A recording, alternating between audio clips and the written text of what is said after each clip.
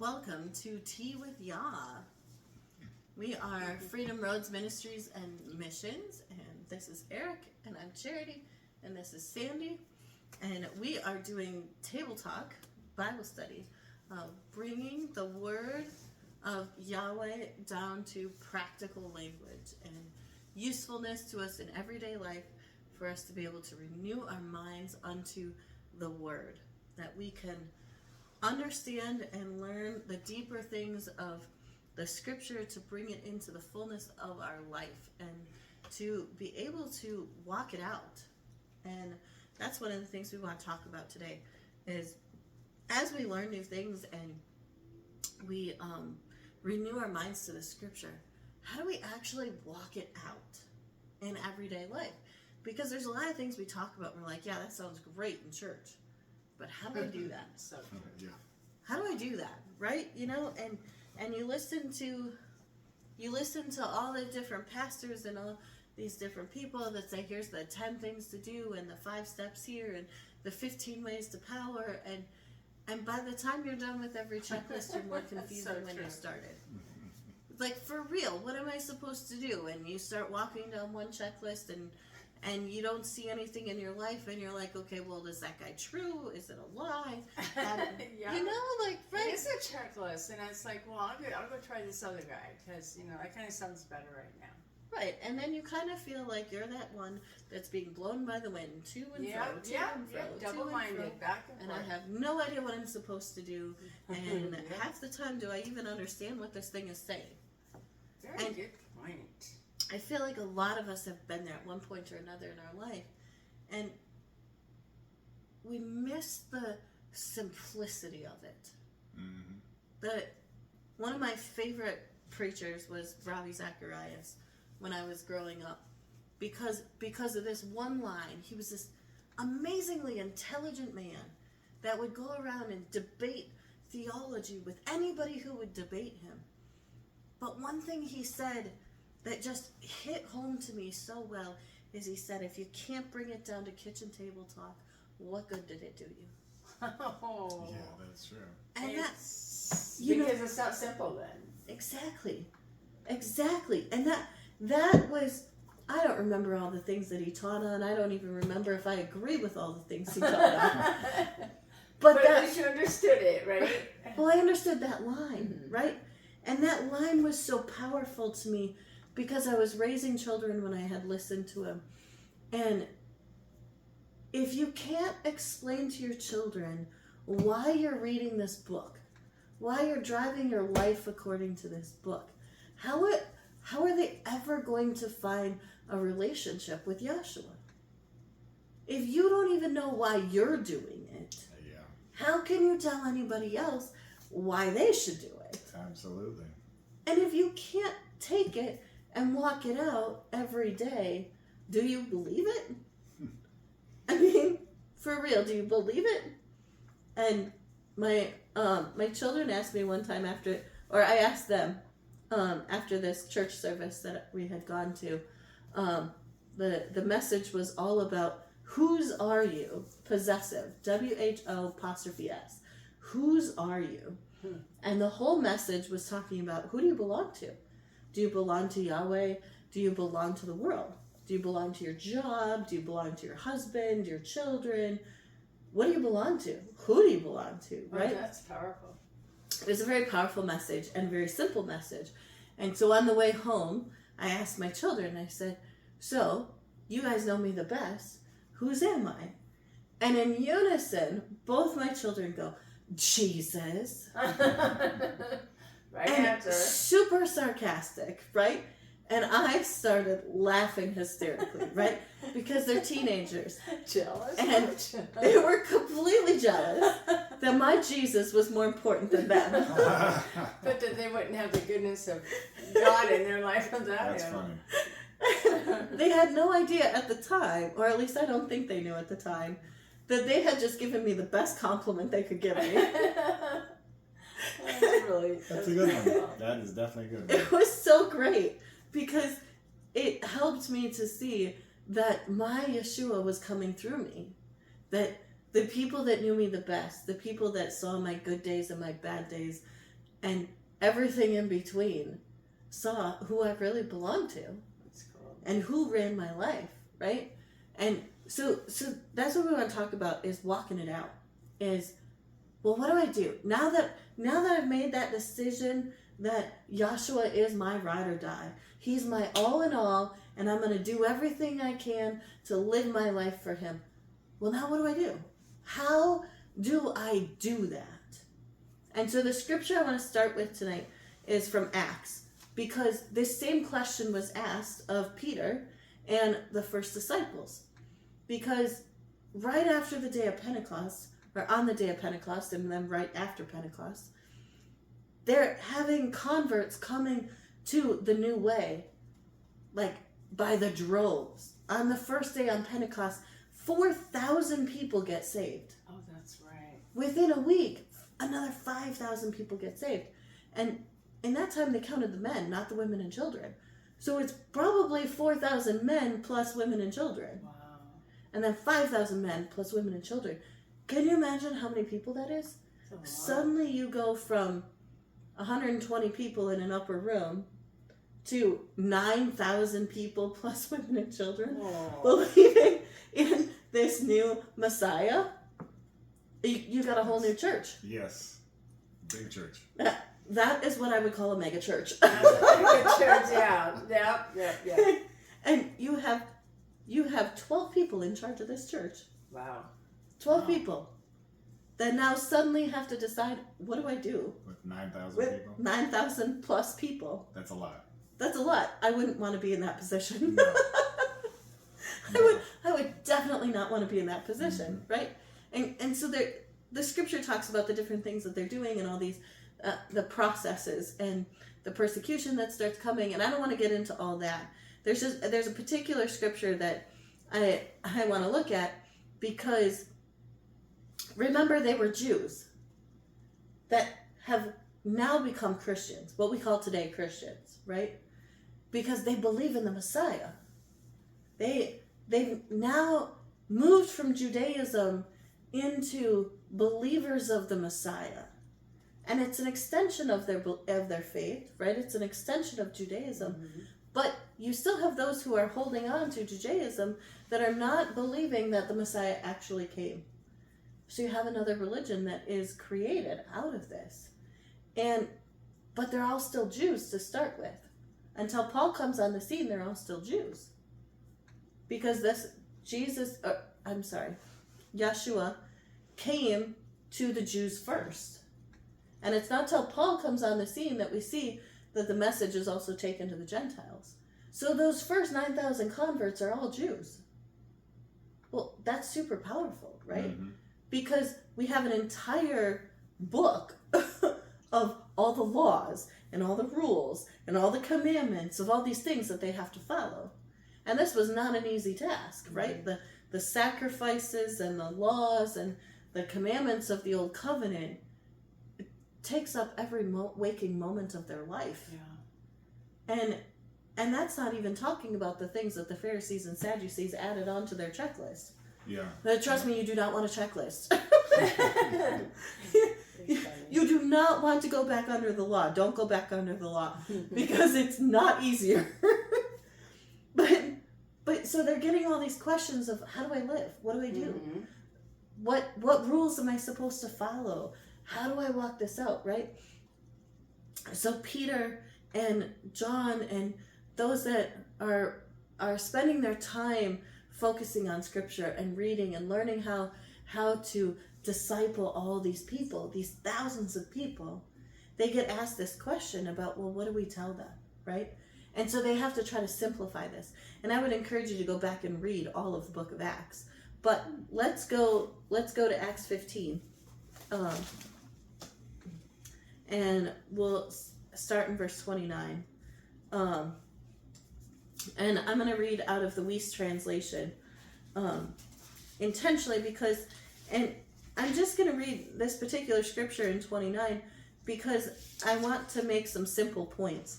But don't just take my word for it. Go back and read the fullness of the scripture for yourselves and the paragraph before it and after, because remember, all of these are letters. All of the the new covenant is letters, and it's not written verse by verse. It's written in sections and groups to people. So like the book of Acts is the Acts of the disciples. This is a testimony of who they are and what they're doing. And it was actually written to get Paul out of trouble with the Romans, but that's a whole nother story. We're not going to go into that right now. So I'm going to Acts 15, verse 29. And so let's start at the beginning of the sentence here. In the Weiss translation is, "We have sent therefore Judas and Silas, and they themselves will report the same things verbally. For it seems good to the Ruach HaKodesh and to us to lay no greater burden upon you than these things, which are necessary, that you abstain from eating the flesh of animals left over from the pagan sacrifices, and blood, and the flesh of animals killed without the shedding of their blood, and from fornication, from which, if you carefully keep yourselves, it shall be well with you. Farewell." So that's pretty simple, right? I feel like we can break those down into three things, right? Is abstain from eating animals that are sacrificed to pagan idols, abstain from blood and strangled animals, and abstain from fornication. And fornication equates to idolatry. And that is a much deeper conversation, and y'all can research that one later. Ask you that. Okay. That's a much deeper another conversation. Show, right? That is definitely another show. I'd like to talk on that. But so they broke it down to a 1, 2, 3, which is something that we really like, right? Is the 1, 2, 3s. Is make life easy for me, right? Is don't eat things sacrificed to animals, don't eat the blood, and the reason it says strangled animals is because in the sacrifices they were not told to strangle the animals. They were told to cut the heads off, to cut the throat of the animals, to drain the blood, because the life is in the blood. Yep. And so they were commanded not to drink the life, because the life is the breath, Yahweh's breath. Oh, and then that becomes, that's important. Because Yahweh brings life to all created things. And so the point was to keep you away from drinking the life in. And that gets into witchcraft, and again, a much deeper conversation. So in fornication / idolatry, just read the 10 Commandments and you know why that's a problem. Right? And it also goes against Yeshua's very simple 2 rules. What are my 2 commandments of the New Testament? Love Yahweh above all. And love your neighbor as yourself. Right? And right? 2 simple things that sometimes we make so complicated when it's actually pretty simple, right? Especially if you're mad at them, that's really hard to do. It's hard to love somebody you're mad at, isn't it? Yes, it is. Right? You gotta lay that down. But... And we have to learn how to forgive, right? And if you can't forgive them, it's pretty hard to get unmad at them. Yeah. That's Yes, it is. And if you actually love them, you wouldn't be fornicating. That's right. That's right. If you actually love Yahweh, you wouldn't be committing idolatry. Yeah, kind of ties together. Yeah. So if Peter and the disciples that were in charge of the church at the beginning had these very simple rules for us to follow, shouldn't they still apply to today? Yeah. No, there's nothing new under the sun. Right? So what was happening back then is happening now. Exactly. So, but what does that mean today? Right? Then we have to talk about, well, what does that mean today? Because I don't know anybody who's out there sacrificing animals. No, I don't. No, they don't sacrifice animals anymore. I mean, when I go to my neighbor's house to have food, they don't tell me that they've offered it to their idol first. Unless I'm in India. Yes. Foreign countries, they do I that. can see that coming. That was good. Yes. But normally, people don't tell you that they've offered the meal to their idol before they give it to you. That's true. So how would this come into play today? Well, there's a lot of things in food that we don't really know what they are, and nobody is telling you what they are. And I've done a lot of research in this area. And one of the things that we have to know is we have to value human life more above all. Because when we don't value human life above all, then we take it for granted, and some things end up in places where they shouldn't be.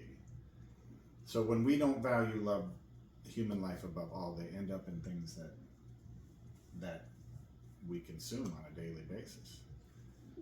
That's a little scary. It's very scary.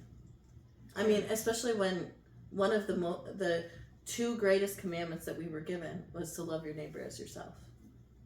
So if you don't value life, then that means you're not loving your neighbor as yourself. I'm listening. I'm just taking along, but I know I'm getting a few questions here pretty quick. Because I'm pretty sure that I value your life so much, I do not want you to end up in my food. Yes, yes. And we say that. I hope not. That would be like that movie where just. Right. If you do some research on pagan gods and you understand the position of the arms and what the people were doing under the groves, you know that the arms are outstretched for children. They would place the arms on the children, they would drop in the fire, and they would sacrifice them. Ooh. Sacrifice to their Wait, gods. what? Does Yes. arms here? Yes. If you see statues that like this, Oh, like Moloch, that's wild. Moloch, Okay. and there's a couple other ones. Oh wow. But if you follow from the very first reference in the Bible, the golden calf, all the idol worship goes up, and it's really not spoken about much in the Bible, but if you actually do the research, you find out that it's human sacrifice that they're doing. And there are places you can see that in the Old Covenant. Mm-hmm. And that's what, they do. They talk about the groves and... It's the whole reason Elijah went after the prophets of Baal. Yes. And it's the reason why there's several stories of the walls of cities being pulled down to the ground is because there were babies in those walls. Yes. Oh wait, correct. well, didn't know that either. Okay, what scripture is that in, please? I mean, just so I can read it later, because We'll just look at the Jericho walls to start, and it'll take you That's on the why path they from there. That's why We'll put some scripture references in the comments to the video. But as said earlier, there's nothing new under the sun, and I know everybody thinks the devil is just attacking them or their family or doing bad things to them, but the devil's got a plan that is much greater than we could ever imagine, and they've been carrying out this plan for many years. So there's nothing new under the sun, so we know that. So if we would do some cursory research, we would find some pretty horrifying things. One of the things that we find is natural flavors, and natural flavors has, if it's organic and or not inorganic, it can have cells from HK cells, and if you do some research, you can figure out what HK cells are. They also have HL cells, and it is horrifying where they come. But they started the particular one, HK 293, was from the 1970s. So we're talking about things. Hold on, because I've never seen anything like that written on a label. Yeah, can They you tell don't us? tell you those things on a label. You have to do some research. Now, for instance, natural flavors. Natural flavors mean it's natural, meaning it comes from... So when I read the ingredients on a particular food item, Yes. in one of the items in the ingredients line can be natural flavors. And sometimes there's a star next to those natural flavors. Yes. Like most of the labels have that one thing in it, because I've been trying to watch. Yes. I'm shocked what you're telling me, but go ahead. So you're saying there's things that are in those natural flavors that aren't listed on the No, labels. natural flavors covers a wide variety of things. And we actually did some research and sent a company some information. And we were curious because there's a specific type of company that uses the HK cells. And we were curious if this natural flavor carried this particular flavor. And the natural flavor, actually, we got a really horrifying email back because the natural flavors, they didn't know it was in them because they had said it was a vegan product, but then when we researched, they said, well, our suppliers it's their natural flavors, and we don't know what they put in. It's proprietary, and from the email that we got, we found out that they can have solvents, natural solvents. Jeez. Well, isn't it interesting because the packaging said it was vegan and that it was all organic, right? On the packaging. Mm-hmm. But then the email responds as, well, but we don't know what some parts of the ingredients are because they come from a supplier. Oh my God, And- this is awful. And within that, it says that if it's a vegan or organic product, then it just has to have natural things in it. Yeah. And That they can't be synthetic. Well, there's a whole lot of things that are natural that are not vegan. yes. And some of those are animal, and some of those are human. Beaver butts are one of the beaver glands. Wait, what? That's one thing. And they also use kidney cells from tissue that has been, how do you say this? That's tissue that's been extracted from human sacrifice. And they also immortalize that. And immortalizing means giving it cancer. So they've got cells that were been around still in use from the 1970s, and you can see this online if you look. This is disgusting. So cells that were given cancer, Yes.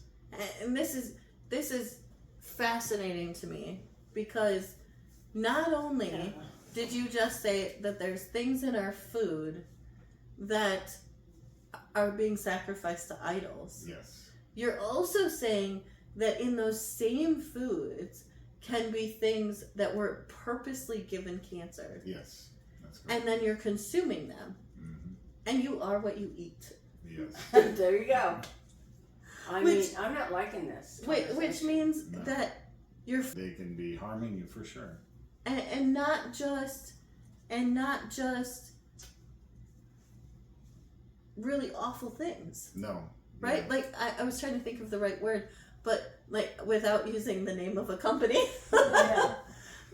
but like, because a lot of times you think about like junk food and you think, oh yeah, well of course if it's in junk food, you know.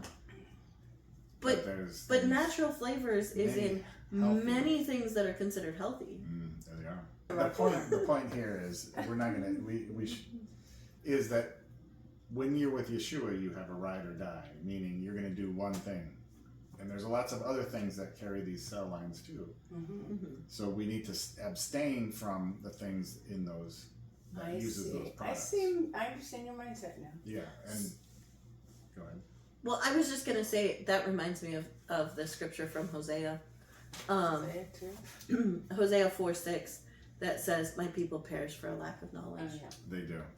And Yes. because if we're told in the new covenant to abstain from these things, to abstain from the blood, from things that are sacrificed to idols, and we don't know what's in our food, Yeah. then that lack of knowledge is actually harming us.